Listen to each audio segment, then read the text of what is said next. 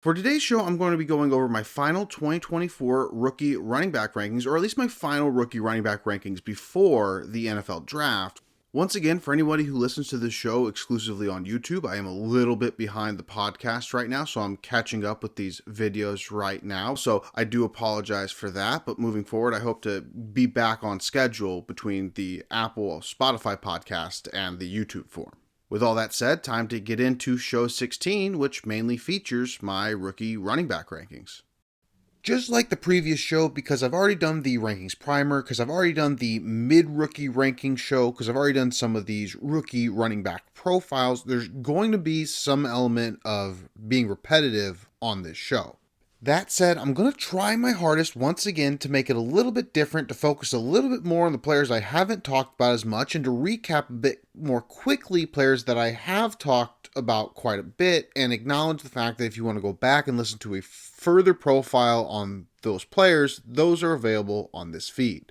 I am also going to rank my running backs 1 through 15 in the recap, but because of the fact that I don't feel very strongly about most of my rankings, I'm going to do my first two tiers, 1 through 6, and then as I'm going through the breakdown, I'm actually going to do it a bit more categorically. By that I mean the first group I'm going to go over after the first 6 are kind of like these 3-down upside sleeper backs maybe, and then after that I'm going to go through a couple guys that I think have more of a chance to be backs at the NFL level, just in more limited roles, say players who profile as change of pace backs to me, or players who profile as strictly 2-down backs to me. That's something I'm going to be looking for and breaking up into categories to break down this running back position. On top of that, I also want to reiterate the scouting criteria for the running back position, specifically the fact that running back is the most traits-driven position. It's the position more than any other that you can grade on the flashes and grade on the flashes successfully, at least in my opinion.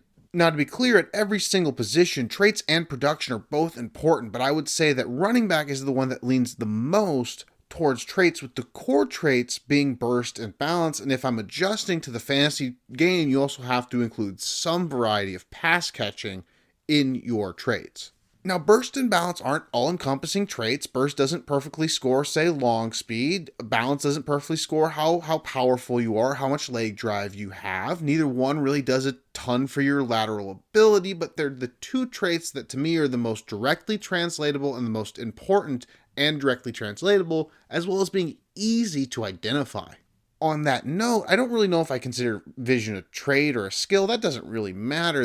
What matters is that I find it a lot harder to judge, not just because of the fact that I think it's a little bit more subjective than burst and balance, but because I think vision can look dramatically different for running backs when they, say, shift between different schemes or go through different positions or roles with different coaching staffs. So having a good feel for the game, that's obviously very important, and that is something I look for, don't get me wrong there, but I do look for burst and balance first and foremost as the more translatable things for the NFL game, because those are just the things that I think you can rely on. Now again, production is still very important, and part of the reason that makes burst and balance two of the easier traits to judge, at least in my opinion, is that some of the metrics we get, including 40, are helpful for burst and balance.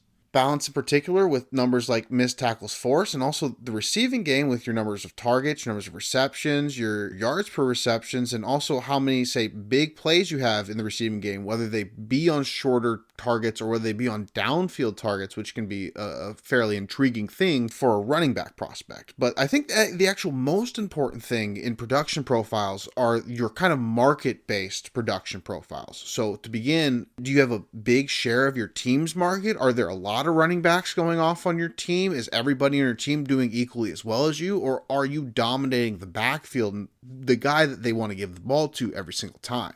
And obviously there's variables within that as to who else is on your team, and this is going to change a lot. All these things are going to change a lot as we probably consolidate a lot more of the NFL talent as college football moves into this next era. But on top of that, I also like to look at the historical market share that players within your system who have played for your coach, things like this, and what they have done. So for example, say a lot of coaches that generate high efficiency with a lot of running backs, or a lot of schemes that generate high efficiency with a lot of running backs. It doesn't mean that if a running back you like is in one of those schemes, you can't like them, but it means you have to probably take a little bit out of, say, any weight or credit you're giving them for being high efficiency running backs. It's also important to note that I probably use numbers more than they are important to me at the running back position, just because on a show like this, where you don't know me, I'm still trying to kind of build faith a little bit. Numbers are an objective language that I like to rely on that can give faith in the idea that it's not just me making things up. And then lastly, while there has been growing skepticism in fantasy leagues and dynasty fantasy leagues about running backs surrounding the idea of value retention, I think these are very valid opinions, and I think that they're very valid specifically at the upper tier of the first round. It is important to also note that wide receivers and quarterbacks just outright bust on talent far more often than running backs do that are, say, drafted in the first 2 rounds of the NFL draft.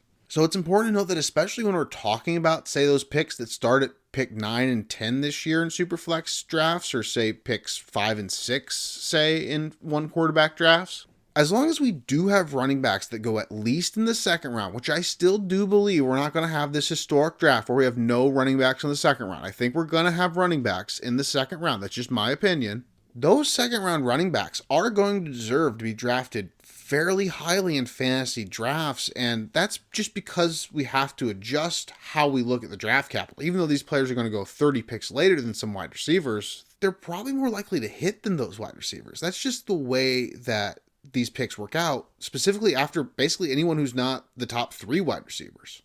So onto the running backs themselves. My top 3 have at least a fairly similar grade, though I do have them ranked at this point. I also do have a little bit of a different opinion between them generally and how much I feel safety about the 3 of them, but I'll get into that in a bit. My number 1 running back that I'm going to discuss on this show, my number 1 running back overall, is Trey Benson, the running back from Florida State.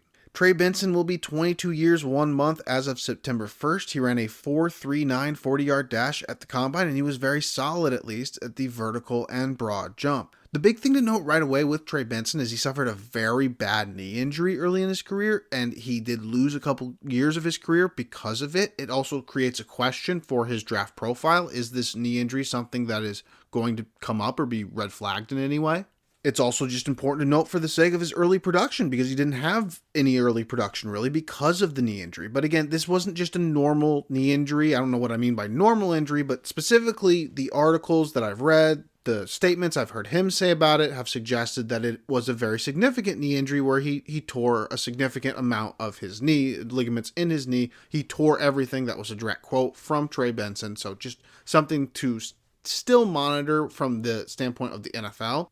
I'm not saying these talent grades or the talent grades you'll find around, since Trey Benson's ranked fairly highly, not just by myself, but by a lot of people. I'm not saying that they're flawless, but chances are if you see Trey Benson fall a significant far down the draft, it's because something is up with the long-term future of that knee. At least a chance that that is the situation. I don't think Trey Benson is an ideal prospect, but he really fits the criteria I outlined at the very beginning of this section. Fantastic burst and balance combo. He has basically the best burst and balance combo on this list. He was an exceptional runner when it came to PFF missed tackles forced per attempt, specifically in that 2022 sample, but he did carry it through to 2023 and he was very good there, and the burst shows up on film and translated to the 4.39 40 time that he ran at the combine. And then the number one thing that people who don't like Trey Benson bring up is the fact that there are some questions with his vision. And I do think there's some valid concerns to discuss here within the vision, specifically just because it comes up a lot with a lot of different people discussing Trey Benson. But I guess all I'll say is that this is just kind of a testament to what I was talking about in the philosophy of grading the position itself. Do I have some questions about the vision? Yes, I do, but they're a little bit more subjective. They're a little bit more prone to system, and the burst and the balance, those are very translatable to me. Those are copy paste, and they're just there for you, for your team in the NFL, and will just be there to work from day one, so long as injury is not a factor for a player like Trey Benson. Trey Benson also did not have a huge receiving profile. He had only 33 receptions over 26 games, but he had a very good efficiency on those 33 receptions with 371 yards on those 33 receptions. Those numbers won't blow you away, but it does show that when he was given opportunity in the receiving game, he was very good in that role. So the bottom line for Trey Benson is he is far from a perfect running back, and there are some concerns with things like his vision, but overall he scores very highly in the areas I value the most and I believe are most translatable. To me, scouting is about looking for what's translatable, not necessarily making everything black and white or good and bad, but what is going to translate. I do think there's some reasons to believe that Benson's vision will hold him back. I also think there's reasons to believe that maybe in a different system, we won't see the same concerns of Benson's vision. Maybe with a different offensive line, we won't see the same concerns with Benson's vision. But what I know is going to translate without injury at the NFL level is his ability to have burst and balance. Those two things at a very solid size are very translatable to me, and those are the reasons that I would bank on Benson more than anybody else in this class as my running back one. So next up on this list, Jonathan Brooks, the running back from Texas. Brooks will be 21 years 1 month as of September 1st, which makes him one of the younger running backs in this class, and he did tear his ACL in November. So that's obviously a big negative, so to speak, early on in his profile. At the combine, Jonathan Brooks measured in at 6 foot flat, 216 pounds, though I never know what to make of the exact number of weight, especially when you're not just not testing, but kind of in a recovery situation. But the point is Jonathan Brooks he's a very well-sized running back. That said, we will not get any athletic testing, obviously, and I will talk about the athleticism or a projection of the athleticism in a bit. But the thing to talk about first with Jonathan Brooks is he's just got a very difficult sample to judge generally because of the production. When it comes to his college career, Jonathan Brooks didn't really play much in his first 2 years, and we really have a hard time holding that against him because the running backs in front of him were Bijan Robinson and Roschon Johnson. At best, you could maybe say he should be better than Roschon Johnson or be able to beat out Roschon Johnson, but that's also arguing that a true sophomore should be able to beat out a fourth-year player in a backup role that's not getting a whole lot of work. And I don't know if that's actually that realistic. So other than if you're someone who, say, prefers to see players transfer when they're not playing because you want to see them play maybe, there's really nothing you can hold the first 2 seasons against Jonathan Brooks for. He waited his turn and took his opportunity when he got it. Now, even in the third season, it wasn't necessarily clear if he was going to be the 1A or 1B to start the year, but the freshman running back competing with him got a bit of an injury. Jonathan Brooks took the opportunity, ran with it, and started putting up some really nice production, tape, advanced numbers, everything we really want to see in a running back, especially with the excuses baked in for why he wasn't doing more before. And then, of course, as mentioned earlier, he tears his ACL in November. So that's why you have such a small window, right? You wait until the third year to play at all. You're a little bit up in the air the first couple games. Then you finally get your opportunity to take over, maybe 3, 4, 5 games into the season. That's when you really start taking over. And then you don't even make it through the season, which is specifically important here, too, because he would have had an opportunity to play both in a Big 12 championship game and a playoff game, both things that he was not able to do. And so those are significant losses from Jonathan Brooks, and for us to be able to evaluate Jonathan Brooks, and especially because we also don't get athletic testing to be able to tell us how good of an athlete Jonathan Brooks is.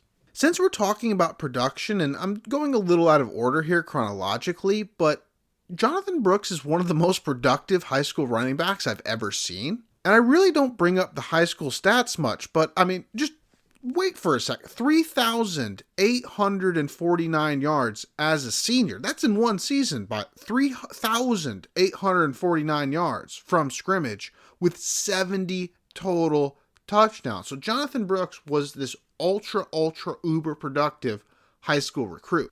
Now, my point in saying that, unfortunately, and to be very, very clear, Jonathan Brooks was not a lowly recruited high school running back. He was a very highly recruited high school running back. But given the numbers, he certainly wasn't graded as an elite high school running back. And so you kind of wonder if athleticism plays into that at all, specifically the highest upside tier of athleticism, the kind of athleticism that Benson or Wright have. And this is very speculative and should be treated as highly speculative. But when I look at a running back who has the size of Jonathan Brooks and the high school production of Jonathan Brooks and would have been a player also graduating at 17 years old, I do have to ask myself, what the recruiting consensus attained on sites like On3 and 247 Sports wasn't seeing with Jonathan Brooks. While players do evolve, even physically, I do think most likely that indicates he wasn't seen at the time, at the very least, as having the highest athletic upside. If I had an opportunity to, say, question one high school area scout working for any prospect in this class, given the fact that Jonathan Brooks wasn't able to participate in the combine,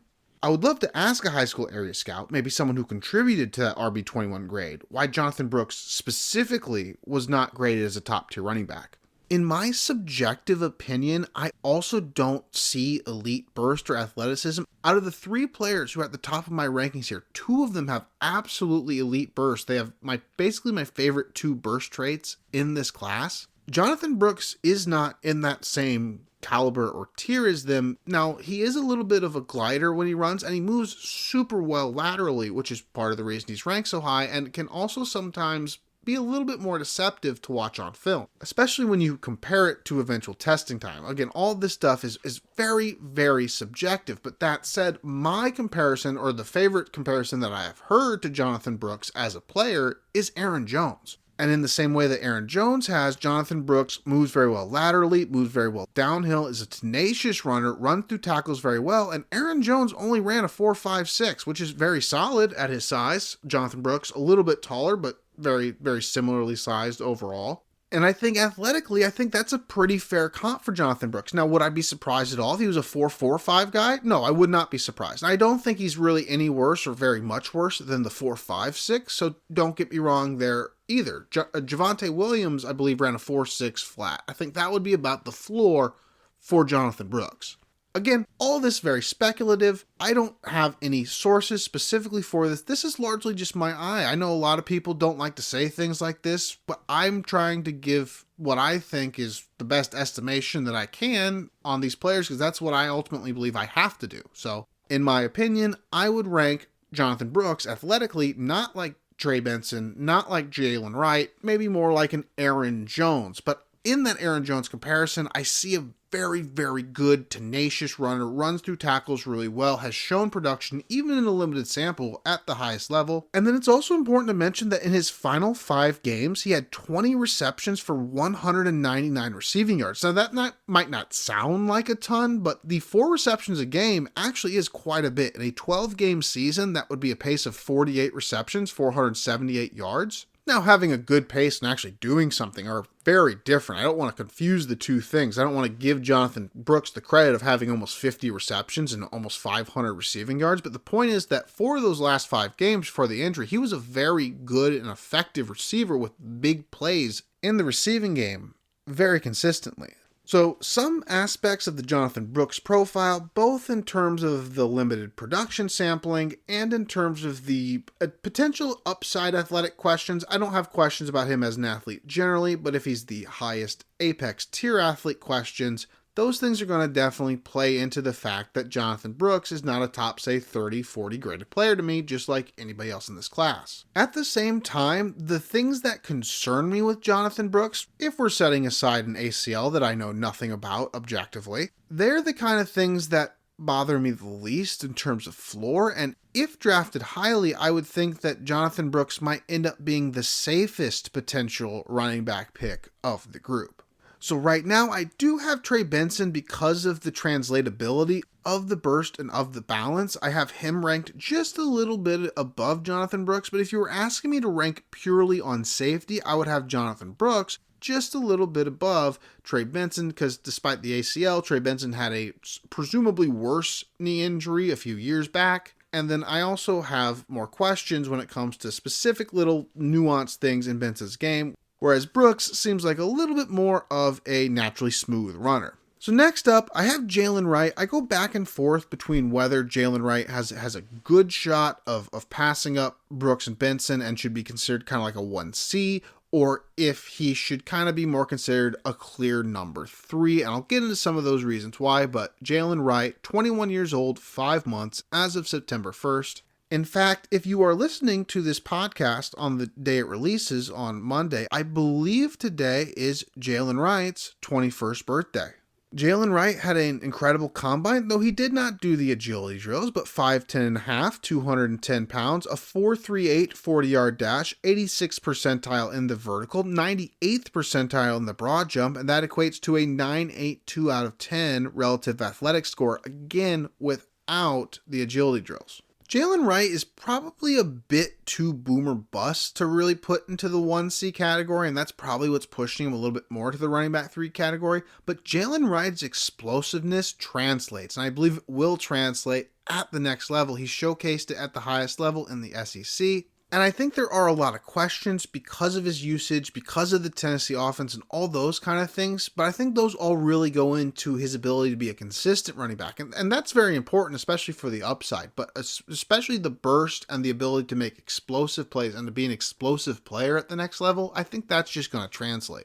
It is important to note that it has been a bit more of a flash than, say, a sustained ability to show his balance over the course of time, but Jalen Wright does show an intriguing ability to break through tackles, and specifically break through tackles quickly. I don't want to go on too much of a tangent here or a ramble, but I think one of the things that's underrated about broken tackles when we just look at the statistic is that if you can break high quality tackles, but say they stand you up, slow you down, that might not actually be as valuable as a broken tackle as it kind of seems on paper. I'm not trying to single anybody out, but I kind of call this the Dameon Pierce issue. With Jalen Wright, he's nowhere near that level of broken tackles guy, but he reminds me of Kenneth Walker as a broken tackles guy, whereas he's really good at it for his size, or better than you would expect him to be for his size. But most importantly, when he breaks his tackle, it's one quick break, and the quick break can make an explosive play that is so valuable for the team. So if the coach schemes you up in an ideal situation that a coach is, trying to scheme up a running back for, where they get, say, a one-on-one situation, maybe in a Shanahan system, say, where it's a one-on-one situation on an outside or defensive back type player, if you can make that one miss and make that one miss quickly, that's going to increase your ability to generate the big play.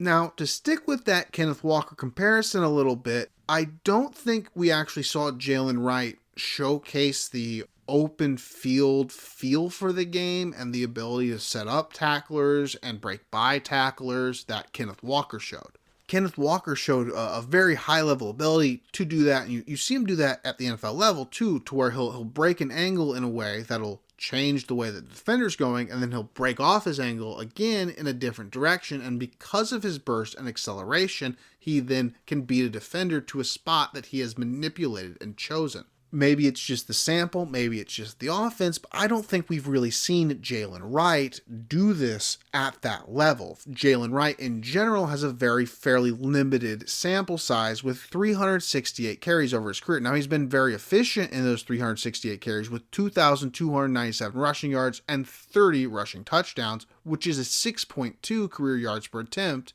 in the SEC. It's also not that big of a difference, but since his freshman year, Jalen Wright has a 6.7 yards per attempt in the SEC. The biggest issue for evaluating Jalen Wright, other than the fact that he does face a lot of light boxes, which is something to consider in the yards per attempt as well, is the fact that the Tennessee offense runs with such a high pace that they really don't allow any running back to stay on the field very long. It's very systematic to not allow the running backs to do that, even compared to an NFL style workload, which we would typically always consider to be the hardest thing to do. Playing in a Tennessee system, which is so high paced, from a stamina perspective, they usually just don't let a running back do that. So the touches per season, and most importantly the touches per game, are an issue for Jalen Wright. He had 11.4 touches per game in 2022, and that number increased to 12.4 in 2023. So even though many people, myself included, watched many Tennessee games, and it felt like at times Jalen Wright was a more and more important part of the offense compared to any running back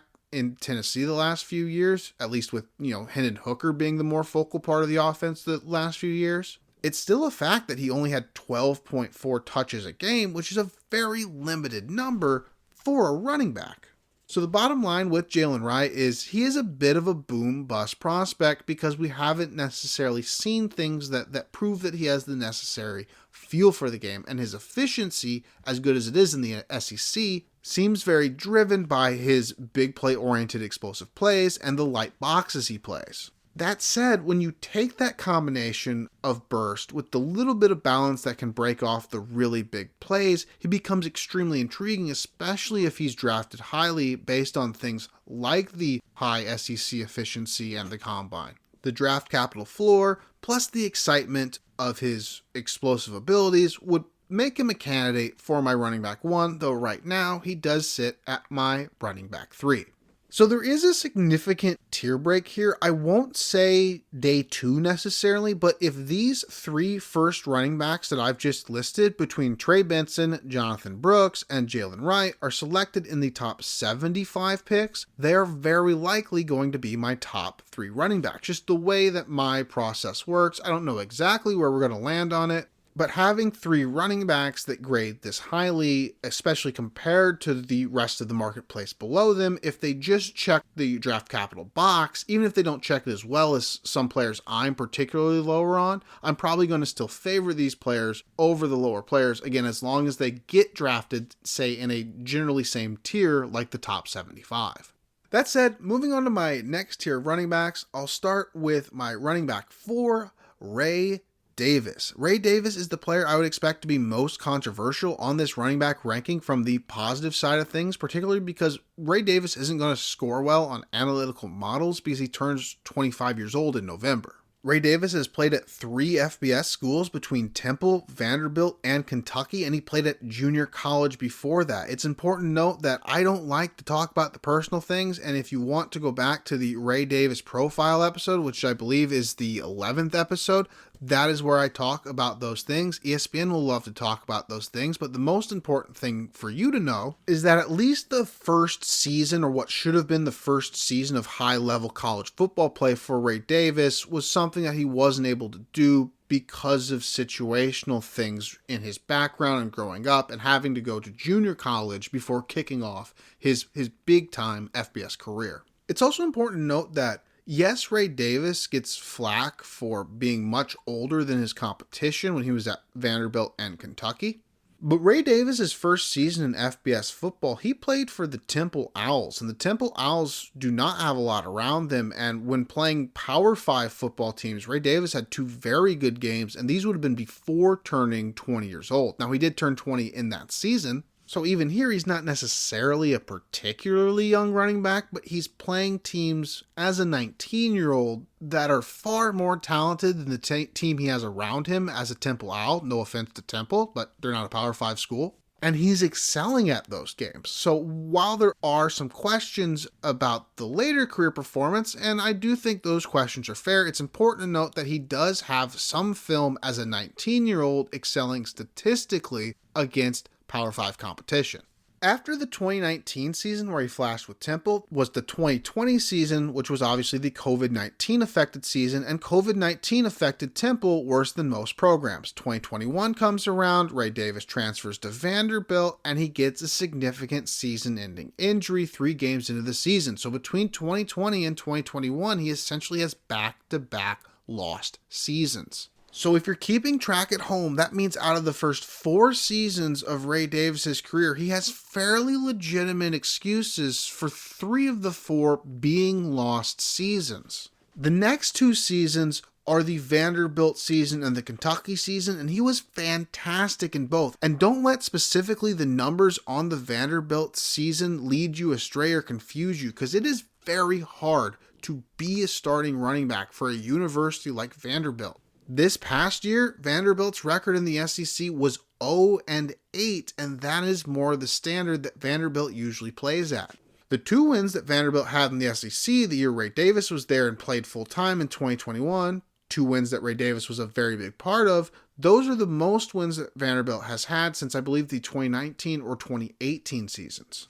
Then at Kentucky, Ray Davis shows out again with very big performances in very big games. So yes, there are questions that have to be asked revolving around age, specifically at the running back position for a player like this, but it's important to note again that with the justifiable lost seasons and with his propensity to be playing on these underdog programs and overcoming the odds on these underdog programs, it's important to note that that can prove a lot about who Ray Davis can be at the next level, because I haven't actually gone through the combine stuff with Ray Davis yet, but Ray Davis did show a lot of stuff that was at least translatable at the NFL combine. He didn't blow anybody away, but 5'8", 3/8 inch, 211 pounds, a 4.5, 240, 56th percentile in the vert, 53rd percentile in the broad jump. This is very much just average across the board, a very solid athlete overall. And from a traits perspective, I think one of the things that Ray Davis does really well is he has a very effective one-cut style of running. In my opinion, Ray Davis shows a very effective approach to the line of scrimmage, runs with very nice pace, and again, it's just a very nice, easy lateral cutter. So while he is going to turn 25 years old in November, and that is a significant concern, there's just a lot that I like here. And there's also a receiving profile that I like here with Ray Davis. Ray Davis put up some very good receiving numbers in both the Vanderbilt and the Kentucky season, but the Kentucky season was impressive in particular, and the Kentucky season also came with Liam Cohen as the offensive coordinator, which is significant because Liam Cohen was the offensive coordinator for the Rams in 2022 and will be the offensive coordinator for the Tampa Bay Buccaneers in 2024. And in this offense, Ray Davis had 33 receptions, 323 yards, and 7 receiving touchdowns in 2023 and 13 games in 2023. So that's a very good receiving output for a running back. And that's really the bottom line with Ray Davis for me. While there are a lot of questions specifically around the age and the fact that even legitimate excuses are still excuses, he didn't successfully play football for 3 of the 4 years that he was in college to start off his collegiate career.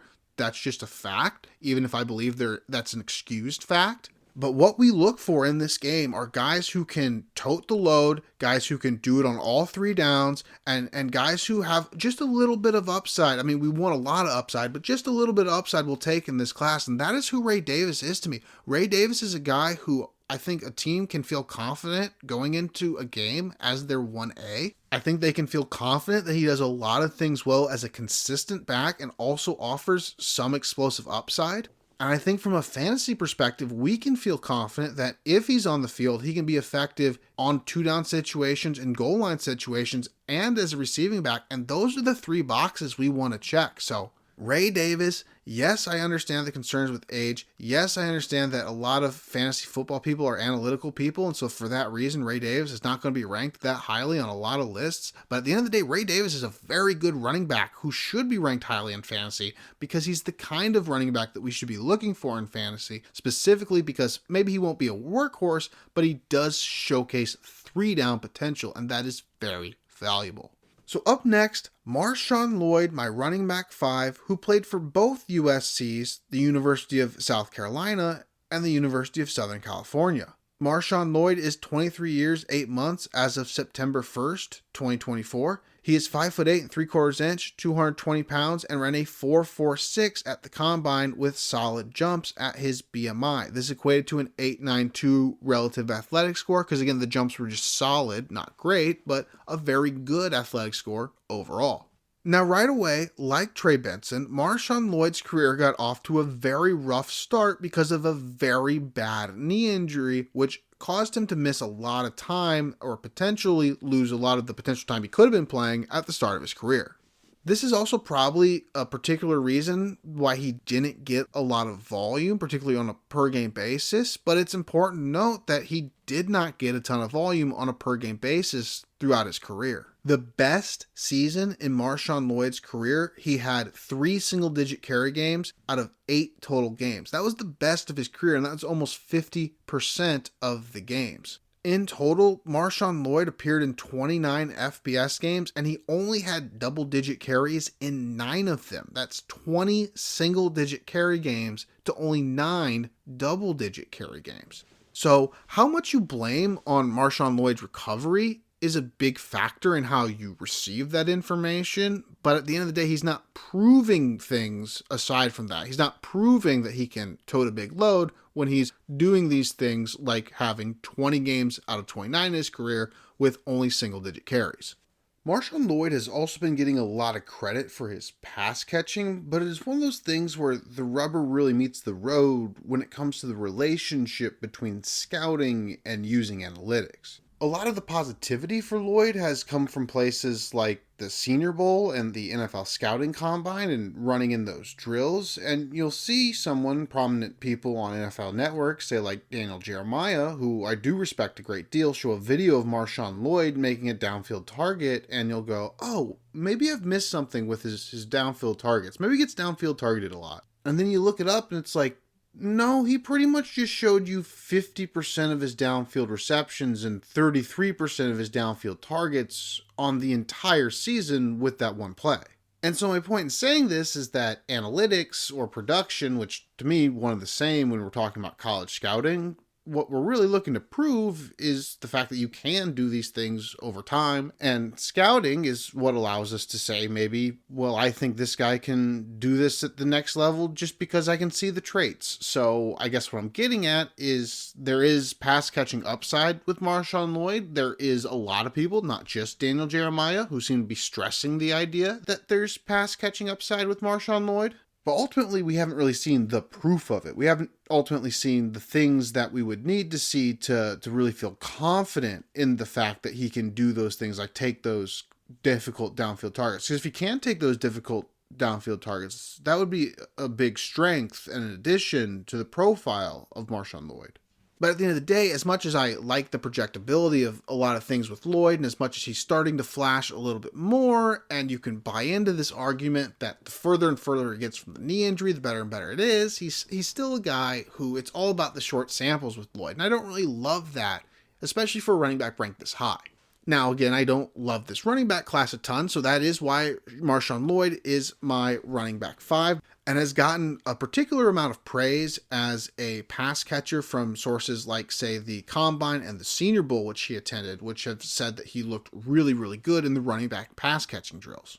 So while Marshawn Lloyd does have a few more questions and answers, where I'm comfortable taking him in this class is right around here at running back 5. Finally, the last running back I'm going to put a very firm grade on at the very least, and especially for this first time through the rankings, is going to be my running back 6, Blake Corum, the running back from Michigan. Now, Blake Corum, 23 years, 9 months as of September 1st, and it's also important to note, I guess, now that we've gotten through all 3 of them, that my running back 4 through 6 tier is all consisting of older running backs. They are all at least, I believe, 23 and a half, with the oldest turning 25 in November, and that's obviously not ideal. It's not something I necessarily look for. It's definitely not something I look for, but that's just the way it ended up going with this class of running backs right now. So Blake Corum, height 5'7" 3/4 inch, 205 pounds. He was 63rd percentile in the vertical, did not do the broad. Also did test out at a 6'8" 3 cone, which is very, very nice, and also put in 27 reps in the bench press, which is significant because it's 94th percentile. Now, Blake Corum does have shorter arms, and if you know anything technically about the bench press, that is a factor and a help for Blake Corum, but that's not really what I care about. Bench to me is a little bit of a testament to how often people spend in the gym, because it's not necessarily the best measurement of practical strength, but it's definitely a measurement of how often you bench.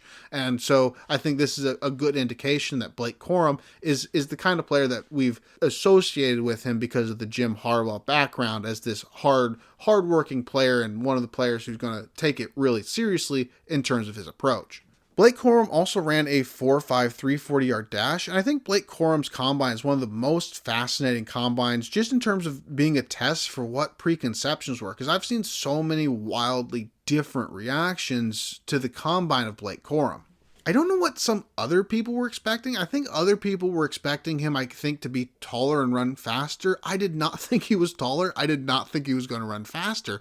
And so in that perspective, he really checked the boxes that I was looking for him to check at the combine, and I walked away pretty optimistic about Blake Corum.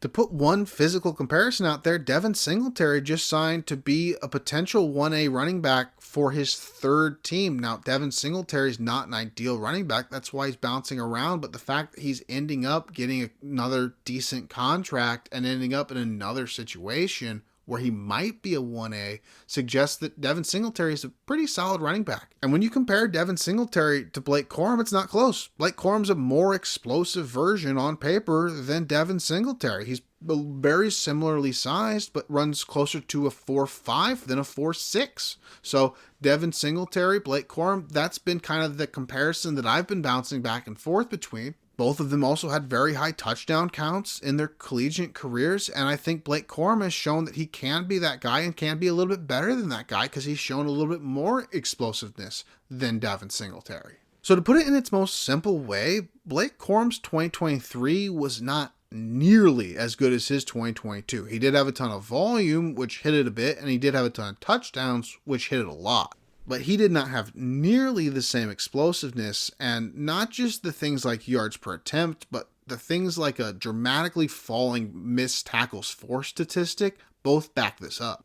If I'm combining Corum's combine with his 2022 film and production grade based on that 2022 film, he's probably my running back 4 and my clear running back 4 in this class over Ray Davis. If I'm doing that same thing, but doing it with the most recent season and basing it off my film grade and my production grades based on the 2023 season, he's not even in this tier. So that's kind of the tricky thing with Blake Corum.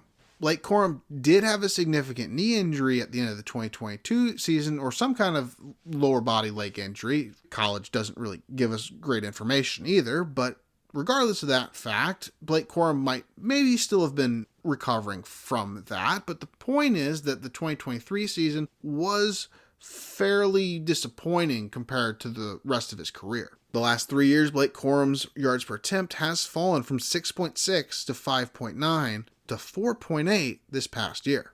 At least in terms of his career numbers, Blake Corum has caught a fair number of passes, but he has not particularly been effective there. He does still rank enough of a 3-down back to me that I'm keeping him out of the 2-down role category, but I do think he's the worst pass catcher in this trio.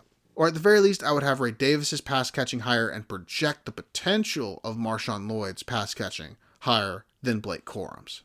It's also important to note that this wasn't really worth going back over and correcting, but on a previous show I said he had very good ball security, and there was one point where I was listening to that and I was like, did I actually check to see if that maintained through 2023? Because at one point I was evaluating Corum as a running back for the 2023 class. And it is important to note that it did not. I mean, now he didn't have a huge problem. He did have only 3 fumbles, but 3 fumbles on 258 carries is a significantly worse number than the 2 fumbles on 418, the previous career that he had built up to that point.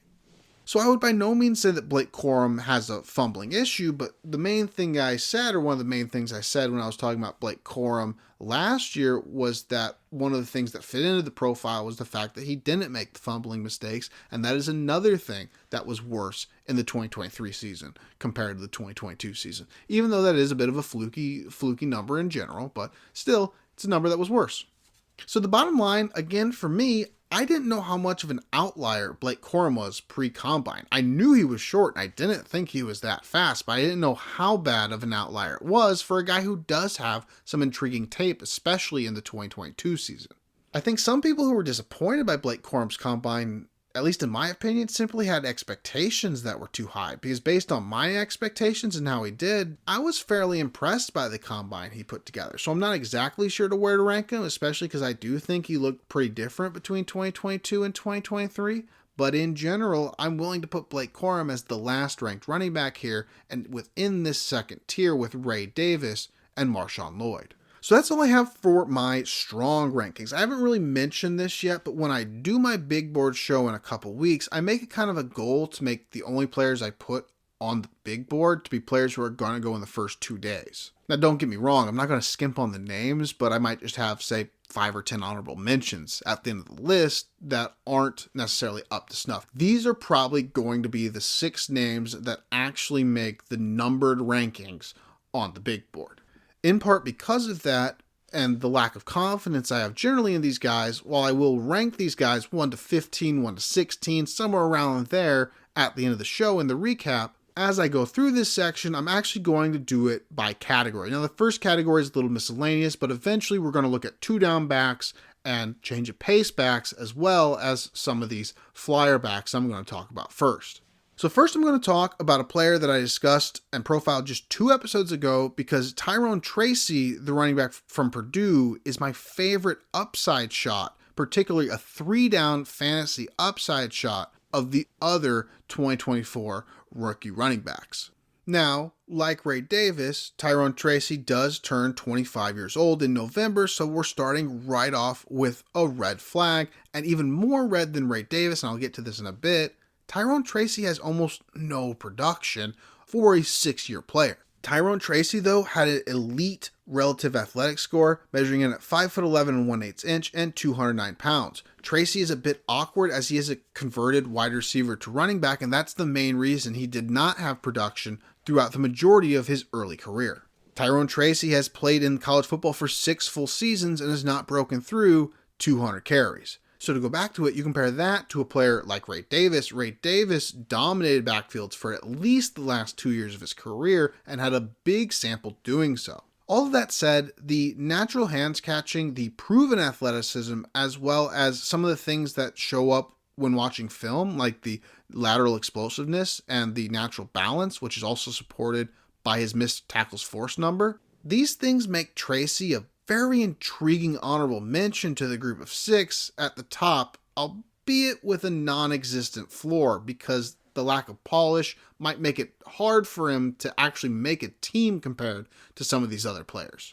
Next up, because of the wide receiver running back dominated the combine thing, I wanted to talk about Isaac Guerendo, the running back from Louisville. Isaac Guerendo, 6 foot, 221 pounds, an impressive 4.33 40, which was 98th percentile, a 97th percentile vertical jump, and a 95th percentile broad jump, as well as a 71st percentile 3-cone. 71st is obviously not elite, but when you throw it on top of all the other 95 to 99s, that's a very impressive overall relative athletic score. Now, the biggest difference for me between Guerendo and Tracy is that while Tracy tested better in the 3-cone than Guerendo did, the difference in the 3-cone isn't even close to the difference of on-field lateral movement. I do not think that Isaac Guerendo moves well laterally on a football field. In fact, I don't think he does very well through the line of scrimmage at all, and I also don't think he really makes good cuts either in the open field or at the line of scrimmage. I don't think that Isaac Guerendo is a very loose runner. Now, that said, and this will make him quite scheme limited, the thing that really got me to come back around to the idea that Isaac Guerendo could be a good player or an effective running back at the NFL level, aside from the fact that as a former wide receiver, he does have at least fairly nice receiving upside, was the fact that a lot of the teams that are reported to be in on Isaac Guerendo are, say, the outside zone schemes, the teams that do what Kyle Shanahan likes to do, or what Kyle Shanahan's former offensive coordinator, Mike McDaniel, has shown to do with Raheem Mostert and Devin Achane with the Miami Dolphins. And so I think the thing with Guerendo to me is when you think about a running back who's 6 foot, 220 pounds, you think about a certain way you want to use him. You don't want to use Guerendo like that. You want to use Guerendo like Raheem Mostert. And I think that actually does make sense to me. Now, that said, that's not enough to really bump him up my rankings a ton or to get him necessarily where Tyrone Tracy is, but that's kind of how I'm feeling about Isaac Guerendo, who's another one of these kind of wild card upside guys. Next up, I have Will Shipley, the running back from Clemson. I'm not exactly sure if this is the right place to put him or the very end, because while he does do some change of pace things, I do not list him as a change of pace back for a couple of reasons. To begin, there are some nice things that he does as an inside-outside talent that could potentially project to being a 3-down back, and I think a lot of people who like Will Shipley would want to believe in that projection as a potential 3-down back. That said, my problem is, to begin, I really didn't think that he was the best Clemson running back for the most part when, in terms of between the tackles. I felt when the other Clemson running back came in, I'm trying not to go with names that aren't on this list or NFL players, just to not confuse. But when the other Clemson running back came in and ran between the tackles, I felt like he was the more effective, explosive, and tough runner between the two of them. And then Will Shipley actually does not have great receiving numbers, especially when you peek underneath the hood a little bit. Will Shipley only had one downfield target this past year, and while that is a usage thing more than something he can completely control, that usually does say a little bit. And on top of that, 27 of his 38 pass attempts were behind the line of scrimmage. Now, to be clear, this is fairly standard, but if your selling point, if you're trying to sell somebody on the idea that they have more upside as a pass catching back, you'd like to see them used in roles outside of the swings and screens that Shipley sees so often.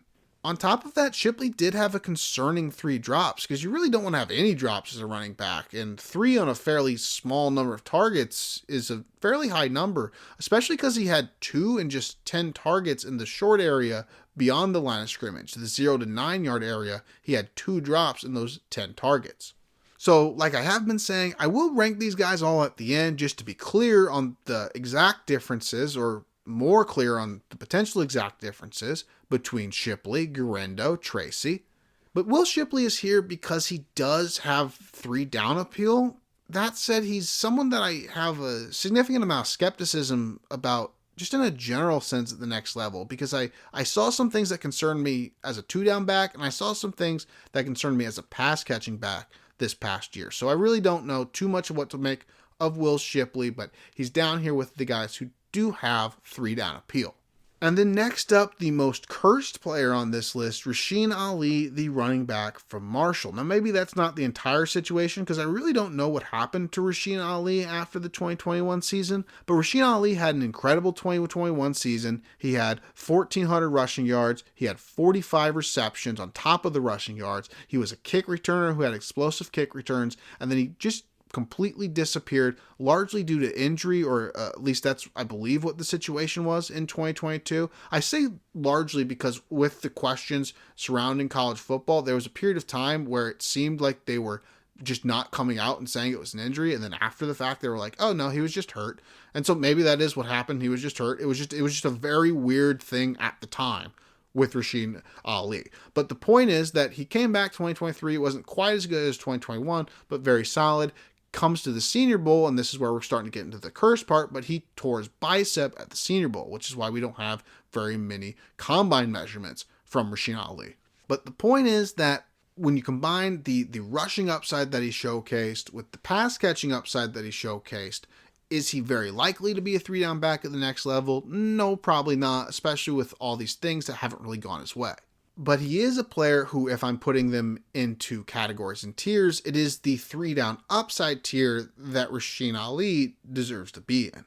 Next up, I'm going to cover 2 running backs I have fairly similar grades for. They are both young, bruising, 2 down running backs, and despite the 40 time that got all the news and the hype and the buzz, I still have Audric Estime as my number 1 power 2 down back over Braylon Allen. Audric Estime, 21 years old as of September 1st. He is a running back out of Notre Dame. He is 5'11" and 3/8 inch and 221 pounds. Now again, as mentioned earlier, he did run a 4.71 in the 40-yard dash, which is a big concern, but at 221 pounds, he also had extremely impressive jumps with an 86th percentile vert and an 87th percentile broad. It's also worth mentioning that neither the vert or the broad are adjusted for size, so having 86th and 87th percentile while being at 221 pounds might even be a size-adjusted number that's quite a bit higher.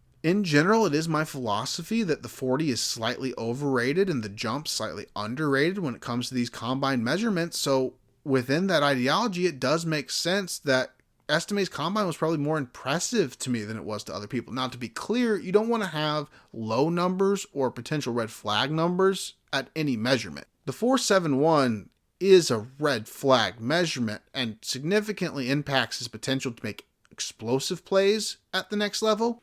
So I don't want to suggest that I actually feel like it's a great combine overall, but for this style of running back in particular, the jumps are very important. And then to overlap a little bit the Braylon Allen and Audric Estime profiles, I think the big difference between the two from a tape perspective is that to me, Audric Estime lives up to the expectations physically and as a power back in a way that Allen actually does not. Estime is just a bit more loose. He's a bit more fluid. He has a bit more nuance to his movements. He sets guys up just a bit better. And I think that causes a big translation in the fact that it allows him to generate more missed forced tackles. Audric Estime's career missed tackles forced rate of 0.285 is higher than Braylon Allen's had in any individual season. And Estime's peak season was over 0.3. Allen has been a bit up and down in this statistic over his career, which you wouldn't expect for missed tackles forced, because it's not like this number is adjusted for size or makes it harder for you to generate tackles because of your size. It should be easier for you to generate tackles and score highly on this stat with your size. But Braylon Allen over the course of his career is at a .243 missed tackles forced against .285 for Estime. And while these numbers might not sound very different, they really do translate to very different places amongst prospects at the next level. So fundamentally, I do understand disqualifying Estime almost in a sense on the 4.71, especially with how young Braylon Allen is, but Audric Estime is really young too, and ultimately the areas he exceeds in, particularly exceeds Braylon Allen in my opinion, the jumps, which we'll get to for Braylon Allen in a bit, and the power and the balance on tape, those things are more important to the two-down style that these players play in. So for that reason, Audric Estime is still ranked over Braylon Allen on my list. Now, Braylon Allen himself is the youngest running back I have ever evaluated, the youngest player I have ever evaluated coming out of college. He himself is 20 years, 7 months as of September 1st, 6'1" 1/4 inch, 235 pounds, amazing size, and a projection that can be based on the idea that he's still a very young player, and a lot of players his age would still have to play one more year in college, but because of his reclassification, he did not. Now, Braylon Allen's done a lot of good things in his career, particularly when you look at age-adjusted production, but because I understand that this is my controversial grade, especially my negative controversial grade, we're going to have to talk almost completely about just the things he doesn't really do great. The first of these is that Braylon Allen, and I didn't even realize this until a couple days after the combine, had a very bad vert and broad jump. Not awful, but 21st percentile vertical, 37th percentile broad. Those are not good numbers. To put it into perspective, the guy that people who love Braylon Allen want Braylon Allen to be, and again, you don't expect him to be this guy regardless, but just talking athletically, is Derrick Henry. At 12 pounds heavier, Derrick Henry was the 79th percentile in the vertical jump, which is 58 points higher, and 96th in the broad jump, which is 59 points higher. So Braylon Allen, the biggest news that came out of his combine was that he didn't run the 40, but that doesn't bother me. Run, don't run. I'm going to figure out what I'm going to make about your speed regardless, just based on the estimates that I'm going to have to make one way or the other. But testing very poorly at the jumps is a big deal that hasn't been talked about very much. I'm always afraid to get too harsh with Braylon Allen in particular, because being so young, it's hard to not see him as someone who just does have so much growth potential. And again, the production by age is elite, but without age, I actually don't think the peak production is that good. I actually think it's probably more lackluster than most people give it credit for. And keep in mind, when I talked about production at the beginning, I listed out the first two adjustments I listed out were proportional and comparing to the history of your team. Well, compared to the history of any of the offenses he played at, Braylon Allen was not good. Melvin Gordon, Monty Ball, Jonathan Taylor, those players had 2,000 yards, 30 touchdowns, 35 touchdowns. Just absolutely insane peak seasons. Braylon Allen's peak season is still 1,300-ish yards. On top of that, as much as he struggled with the new system that came into Wisconsin, it's important to note that it's not like we haven't seen, say, a running back by the name of Javonte Williams, who's a bigger bowling ball running back, play with that coach, be exclusively with that coach, and be very productive at the college game. In fact, prove himself as a receiver in that offense in the college game. That's what Javonte Williams did when put in that situation. Javonte Williams wasn't as young as Braylon Allen, but he was also a fairly young running back prospect in his own right. So the jumps are scary for me. The jumps within the archetype are scary for me. I've never really felt like he was as powerful as a running back as he showed. So as much as, to put it back into comparison, as much as Audric Estime's 4.71 is very concerning, the jumps scare me a little bit more with Allen, and I was already a little bit lower on Allen. So I don't think Braylon Allen is going to score very favorably on my list. It is a ranking that I'm concerned that's going to age poorly just because of the age, but I don't see the things that make me want to push Allen up my list. So that's just where he's ultimately going to end up being, is a little bit after Audric Estime at Notre Dame. So the last major category here will be the change of pace or the 3-down running backs, starting with probably the best pure pass catcher in this class, Bucky Irving of Oregon.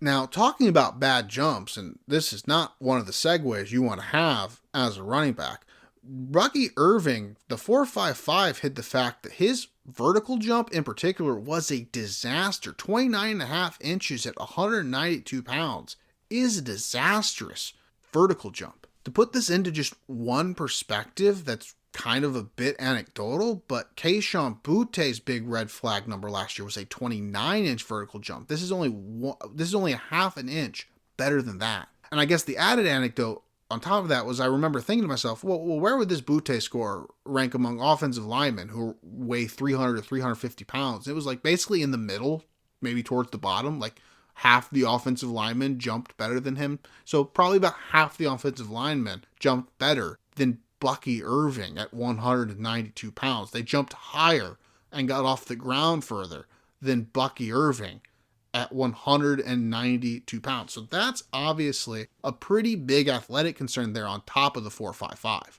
Bucky Irving is 22 years old as of September 1st, just to make sure to knock that off. And he is, the big selling point is, again, he did catch 56 passes in 2023. So as much as running back generally is explosive and burst and balance, there's a lot more finesse when we're just focusing on the pass catching.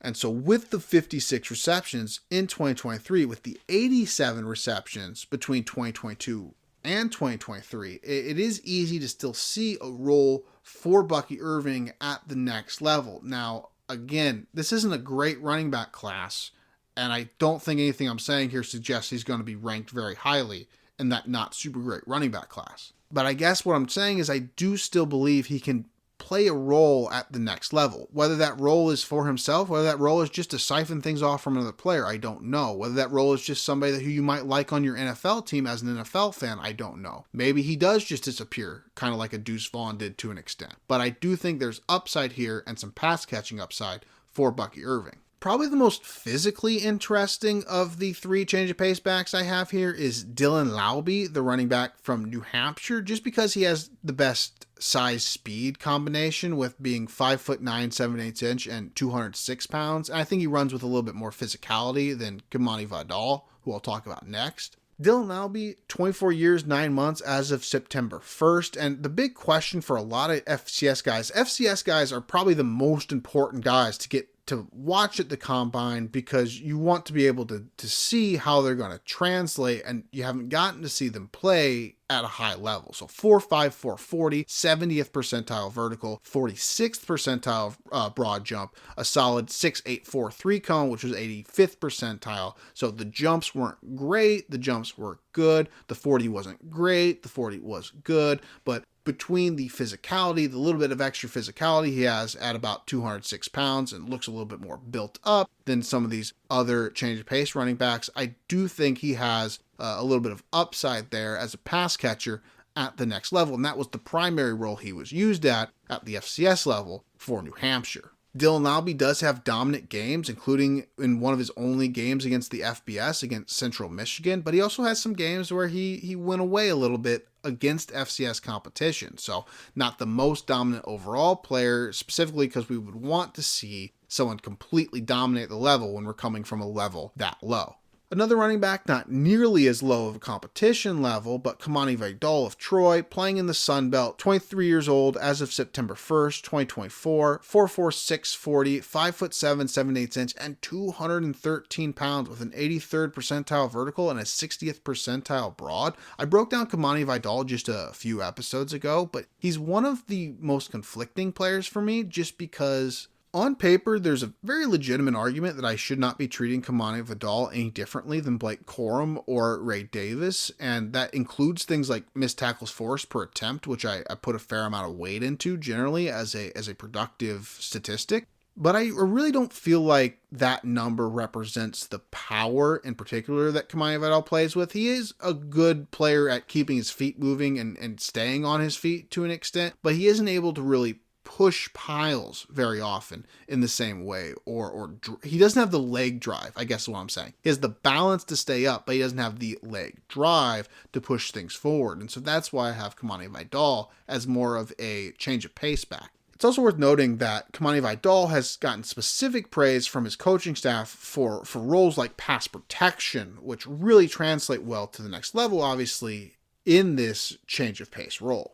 And finally, now we're really getting down to the final last few backs. We're almost done here. The honorable mentions: Jaden Sheridan of Monmouth to start out, another FCS back, tested well overall with a little bit of an asterisk for the size that he's testing well at. It's just, generally speaking, his numbers and age-adjusted numbers align a lot more with what I'm looking for an FCS running back. He is also 5'8", 187 pounds. And it is just really hard to believe in a running back who has never played at a competition level higher than the FCS who isn't 190 pounds.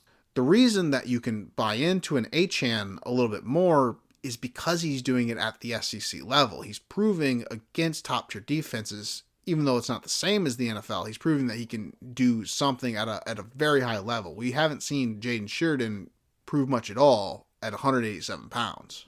I also have Cody Schrader of Missouri here, another older, very productive running back, and very productive in this case at the SEC level, which is significant to note. Now, he is 5'8.5", 202 pounds, and he ran a 4.61. There is a little bit of an asterisk there, though. I'm not 100% sure if he did it on his first run or his second run, so maybe it should be considered close to his legitimate time, but I do believe he left the combine during his 40-yard dash with a hamstring injury. So I do think there's some things to like with Schrader. He had a good season last year in the SEC, but I ultimately don't see a ton of upside there, and he's not one of my favorite running backs in this class, which is why I have him down here. And there are obviously other running backs in this class, but if I had to narrow down just a final two of, say, guys I think might stick around some rosters for a while, it would be Jase McClellan, the running back of Alabama, and Kendall Milton, the running back from Georgia. These are complete backs in a sense, not complete in a fantasy sense, because you would want them to be better, more natural pass catchers. Not to say they're terrible, but you'd want them to be higher upside, more natural pass catchers to be considered more complete in a fantasy sense. But they're well-built running backs who have a good amount of speed, a good amount of athletic ability, have played at high levels, have played at these real developed programs like Alabama and Georgia. And those are guys that just sometimes, at least, seem to stick around more than others. And so to recap this running back breakdown of the 2024 rookie class, I'm going to go through my top 15 running backs really quick, but keep in mind, only the top 6 here are going to be the ones most likely that make my big board. Most of the others are going to be honorable mentions. That's also my way of saying, if you were going to ask me to guess which running backs go in the first 2 days, it would probably be close to these first 6 running backs. My first tier within these first 6 running backs being my running back 1, Trey Benson of Florida State, my running back 2, Jonathan Brooks of Texas, and my running back 3, Jalen Wright of Tennessee.